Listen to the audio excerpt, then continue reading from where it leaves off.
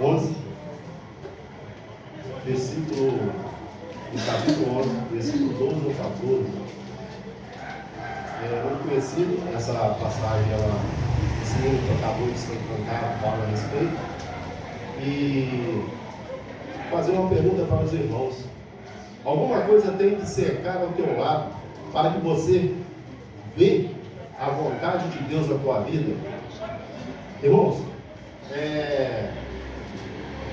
quem é igreja? Quem é templo? Porque a igreja somos nós, e templo é cada um separado, que Deus, nos usa, o Espírito Santo habita em templo. Tem muita gente que fala que igreja, igreja só é igreja quando estamos unidos, juntos. Templo é o indivíduo, E essa passagem ela é tremenda. Ela mostra uma figueira morta, uma figueira amaldiçoada pelo próprio Senhor Jesus, E assim fala a palavra do Senhor. No dia seguinte, quando saía de Betânia, teve fome, e vendo ao longe uma figueira que tinha folhas, foi ver nela se acharia alguma coisa. E chegando a ela, não achou senão folhas, porque não era tempo de figos. Jesus falando disse à figueira: nunca mais coma alguém fruto de ti. E os seus discípulos ouviram isso. Irmãos, essa passagem ela precede a ida de Jesus, a ida de Jesus ao templo, a segunda ida dele, quando ele chegou em glória, no templo. Quando Jesus, logo no início aqui desse capítulo aqui, ele fala, ele sai, e vai caminhando, pede o primeiro dos seus discípulos, para que vai ali, busca um jumentinho que está amarrado à beira de um portão, de uma porta, e naquela porta ali, ele estava ali por lá de fora, ele estava esperando o mandar do mestre, porque aquele jumentinho ali estava ali por lá de fora, aguardando as ordens do mestre. Ele já estava preparado para servir ao Senhor de montaria. O seu dono também sabia que ele estava sendo guardado, Porque como o Senhor, na sua presciência, ele já tinha falado: vai, e vocês vão encontrar com os seus 2 discípulos, vocês vão encontrar um jumentinho amarrado do lado de fora de um portão, e vai trazer ele para mim. Se aqueles homens ali falarem alguma coisa, fala que é para o mestre, e logo assim eles vão liderar. E assim foi feito, e assim aconteceu. E esses discípulos foram lá e buscou. E eles no caminho, eles começaram a colocar suas vestes, e Jesus ao chegar, Jesus estava chegando na primeira ida de Jesus ali em glória, porque ele entrou em glória. Ele foi recebido como um rei, que clamavam ali: Hosana, que vem das alturas, Hosana, filho de Davi, Hosana quer dizer: salva-me, Senhor.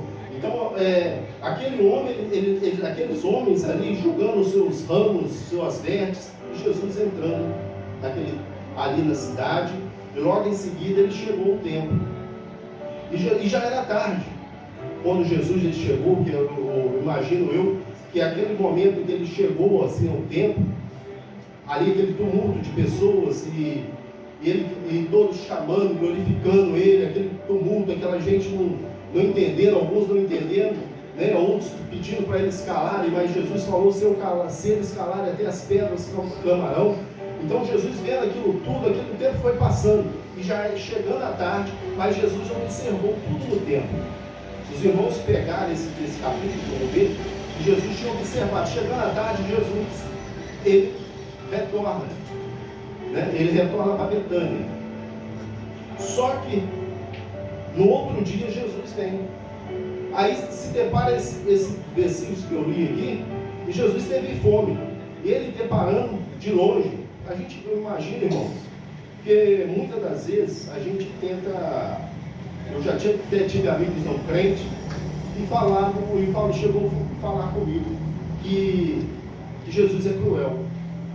Né? Jesus entrou no templo, né? Chicoteou, aqueles homens derrubou mesas dos cambistas, né? Amaldiçoou uma figueira que não tinha nada a ver, né? Mas não, isso ele fala na sua ignorância, que ele não entende o quanto Jesus ama a cada um de nós, o quanto Deus ama a natureza que ele fez para nos servir, né? Deus ama tudo que ele fez, né? Então ali, ele nessa ignorância desse meu amigo, ele não conseguiu entender essa figueira. Quando Jesus avistou-la de longe, que a gente imagina, porque ele de longe, ele tinha que caminhar até ela, né? Tinha um desvio de caminho, ele tinha que perder um tempo que era precioso para ele, porque Jesus estava ali há uma semana de ser crucificado, estava pouco de 5 dias, que era mais ou menos a segunda-feira, tinha 5 dias,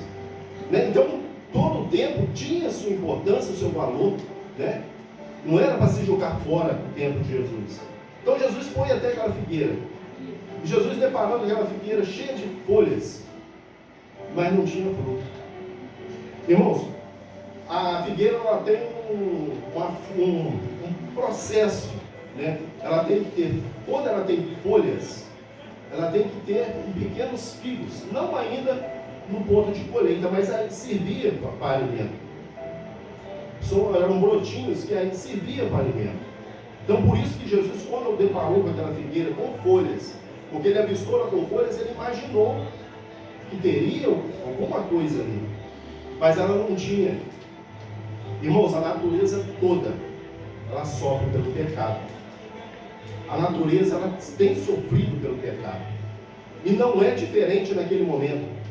Estava próximo ao tempo, o tempo que não tinha Deus. Aquele templo ali era vazio, ele não tinha a presença de Deus. O pecado ali dentro reinava. O pecado ali era abundante. A natureza ao redor daquele templo estava sofrendo. Aquela figueira sofria pelo pecado que havia no templo. Nós somos templo do Espírito Santo. Não deixamos que o pecado reine em nossa vida, dentro desse templo que é do Espírito Santo, para que ao nosso redor não tenha vida, tenha morte. Irmãos, uma semana agora um rapaz se matou, né, pulou da ponte. Eu conhecia ele, uma pessoa boa, novo, 47 anos. Ele vivia ali, ele tinha, eu acho que o pai dele também era crente, né? A gente não sabe o que passou, só Deus sabe. Ele se jogou no paraíso, né? E morreu, né? Perdeu a sua vida, né? E se colocou ali, né? Quantas vezes tem acontecido jovens se matando, né? Pessoas tirando a sua vida aí, idosos, depressão, né? A pessoa não consegue entender. O meu filho passou por um problema de separação aí, como agora, pela honra e glória do Senhor Jesus, ele parece que está se melhorando ali, se ajeitando com a esposa. Também ele teve um pensamento suicida. Irmãos, o que é preciso para que não haja morte ao lado do templo? Eu falo, irmãos, eu me coloco, a palavra ela tem que ir e voltar. Ela não tem que ir só para falar e acusar. Ela volta para mim. Eu tenho que também ser o templo do Espírito Santo. Eu também tenho que ver ao meu lado quem está morrendo do meu lado, quem está deixando de escutar, quem está deixando de fazer a vontade de Deus. Aleluia. Então, meus irmãos, Jesus ali chegou naquele tempo pela segunda vez, né? E ali ele já começou a repreender, a começar a virar as mesas dos cambistas, soltar as gaiolas de pombos. E ele entrou no pátio dos gentios, né? Tem muitas das vezes, irmãos, que dentro da igreja a gente fala assim, enquanto não estivermos incomodando, Jesus, deixa quieto. E ali a mesma coisa eles faziam, porque era o pátio dos gentios, mas o lucro eram os mestres da lei, os escribas, né? Eram os responsáveis pelo templo, os fariseus ali. E quando estava sendo feito no pátio do gentio, eles viravam a cara e deixavam. E os gentios ali, eles vendiam as pombas que serviam para a oferta de leprosos curados, de mulheres que tinham curas do fluxo de sangue, pessoas que não tinham condição de comprar, né,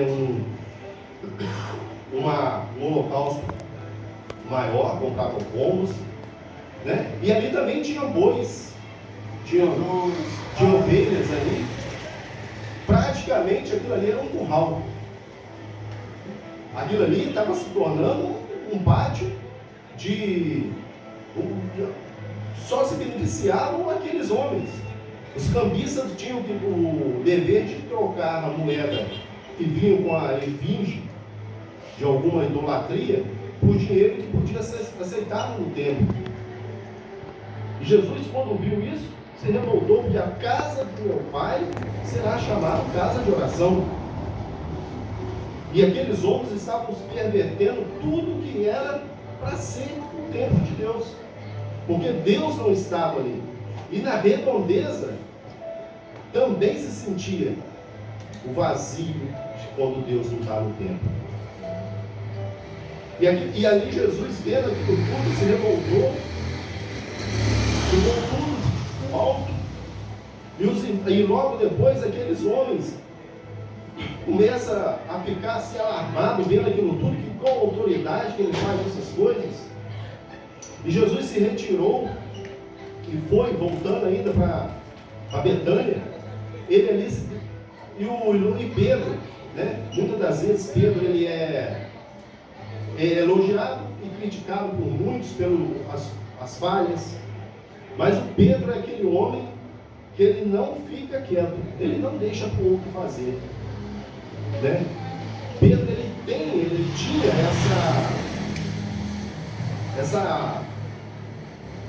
ele tinha esse desejo, né? De tudo aquilo que ele tinha dúvida, ele perguntava. Tudo aquilo ele olhava, ele queria saber o que significava, e os outros ficavam quietos, né? E Pedro ali perguntando, e falou com Jesus que a figueira estava seca até as raízes, né? E em Marcos foi o milagre com maldição, o último milagre com maldição que Jesus proferiu no livro de Marcos, que foi quando ele amaldiçoou a figueira. Uma figueira, ela tem uma vida de aproximadamente 400 anos. Ela é uma árvore que fica 400 anos, ela consegue viver 400 anos. 400 anos que o povo de Israel ficou no Egito, uma figueira ela consegue viver, né? E a gente vê, e a figueira ela simboliza o povo de Israel. Ela tem esse simbolismo. Ela representa a paz. Ela representa a aliança com Deus. Ela representa a fé no povo de Israel. É a terceira árvore mais citada, fruto mais citado na palavra de Deus. É a figueira, né? A gente sabe que a figueira ali, por Jesus ter amaldiçoado ela, era só a referência do que estava acontecendo no templo. Era só mostrar aquilo que o templo estava acontecendo naquele tempo, aquela ausência de Deus. Jesus não matou aquela árvore porque ele achou que ele queria aparecer e mostrar para os seus discípulos. Mas Jesus mostrou o quanto aquele templo faz mal,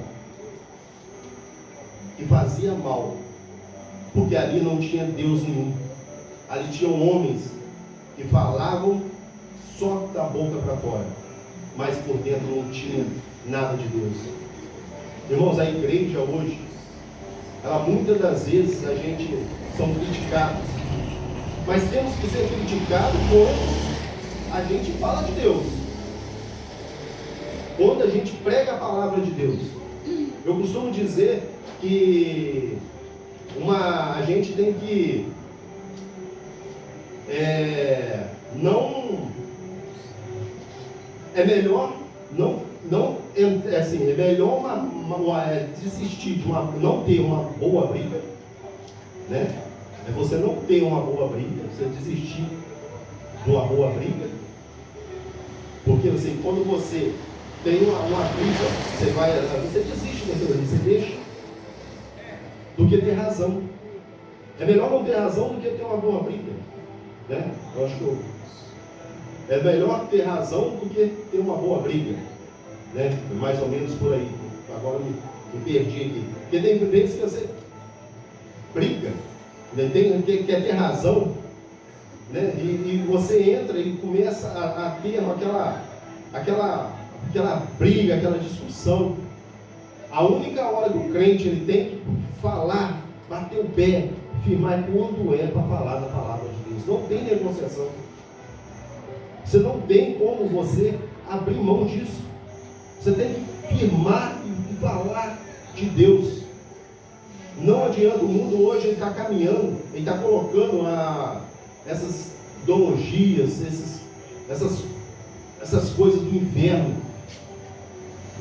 dentro da igreja, rodeando a igreja nos colégios. Irmãos, nós não temos que desistir. Nós temos que falar da palavra de Deus. Temos que falar da palavra de Deus, porque senão vamos ser igual essa figueira. Vamos secar e vamos morrer. Nossas raízes vão secar. Quem está firme na rocha, se as tuas raízes secar, o que vai te firmar? Quando o vendaval passar, se você não estiver em terra firme, você vai cair, meu irmão, se você não estiver firmado na palavra de Deus. E Jesus, ele vendo aqueles fariseus, aqueles escribas, aqueles homens querendo saber por que Jesus tinha aquela autoridade, e eles indagando, quem te dá essa autoridade? Jesus fala, eu te falo, Senhor, da onde vem a minha autoridade? Se tu falares se o batismo de João era de Deus ou era dos homens. E aqueles homens se pegam pelo pé, porque se eles falam que era de Deus, por que eles não foram batizados?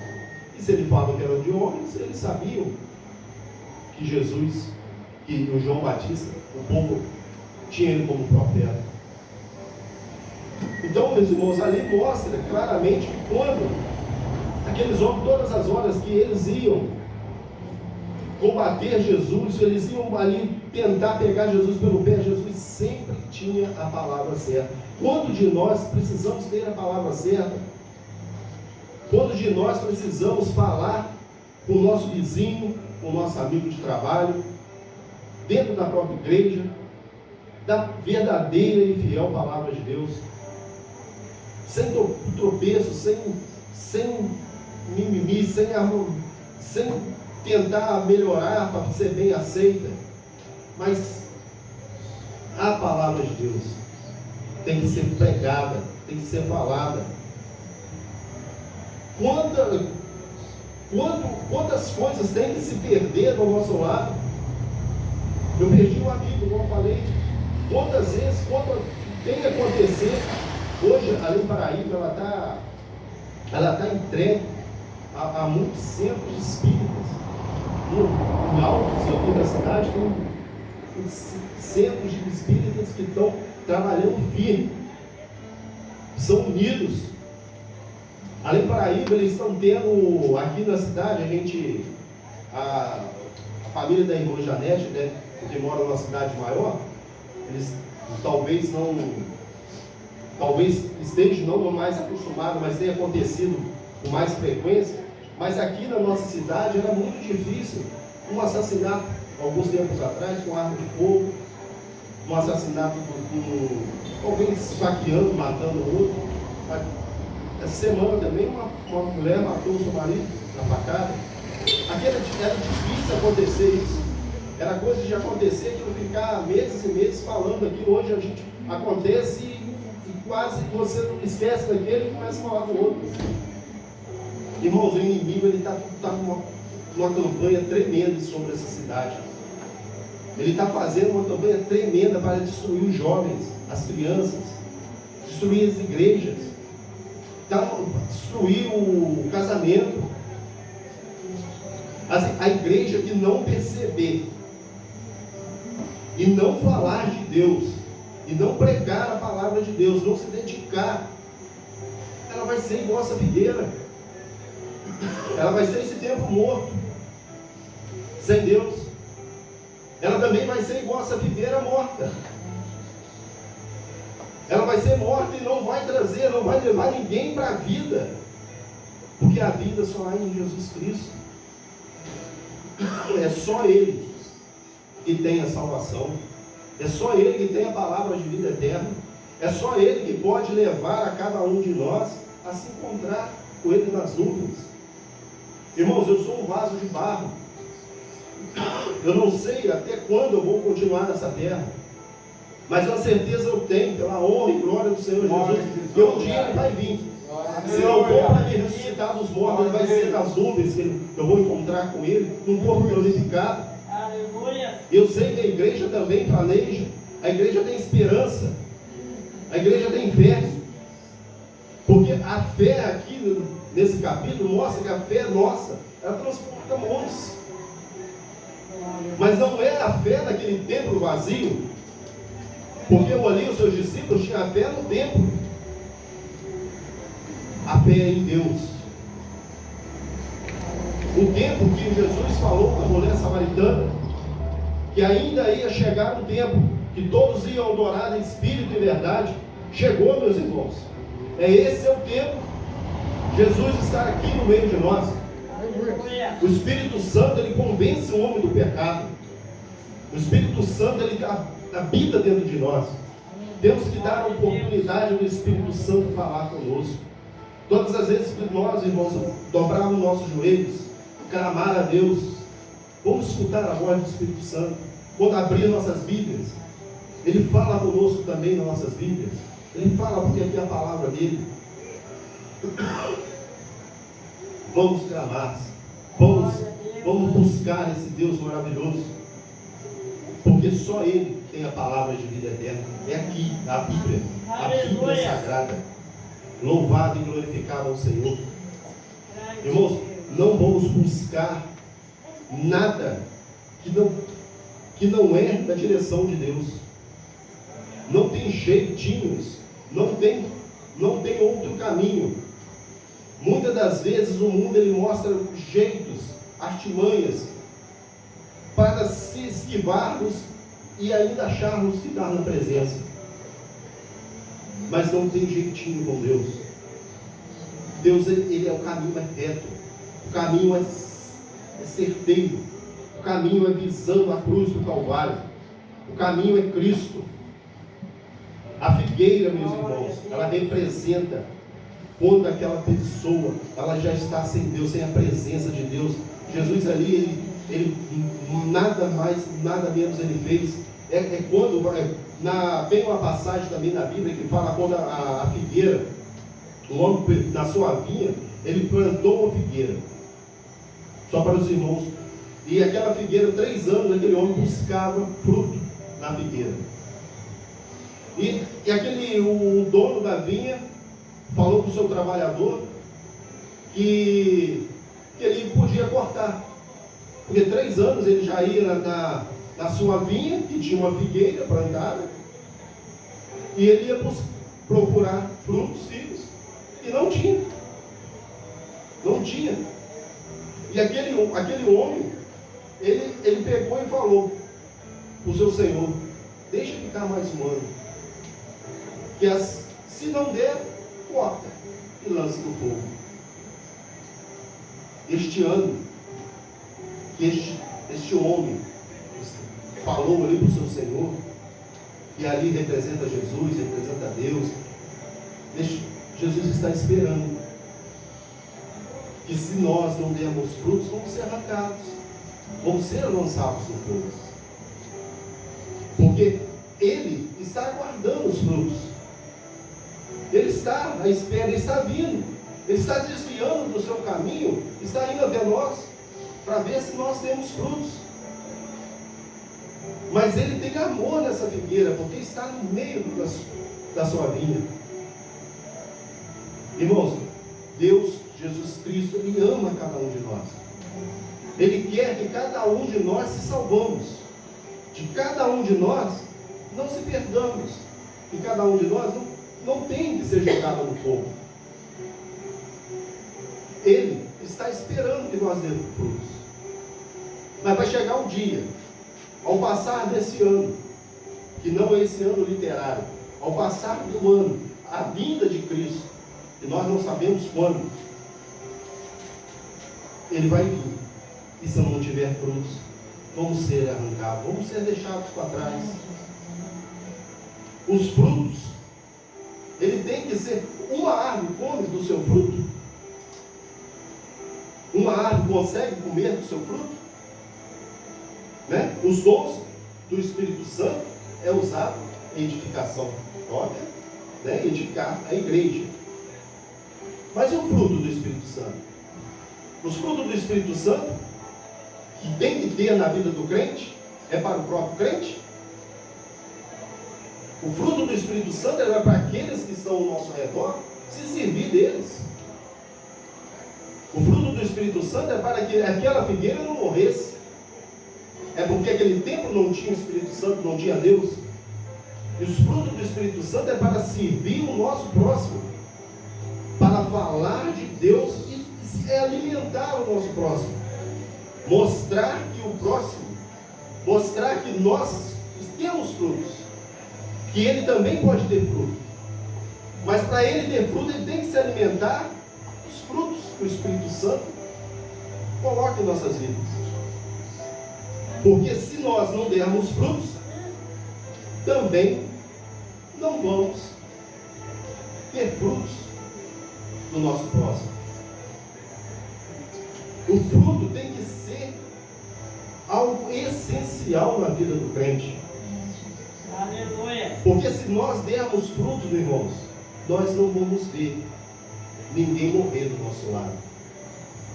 Ninguém morrer dessa morte espiritual.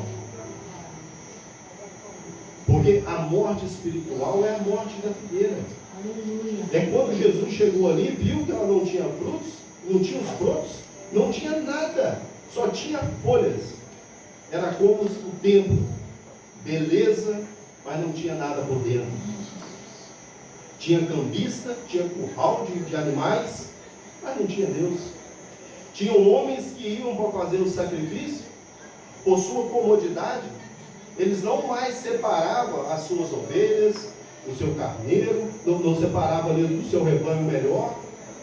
Eles, o que eles faziam?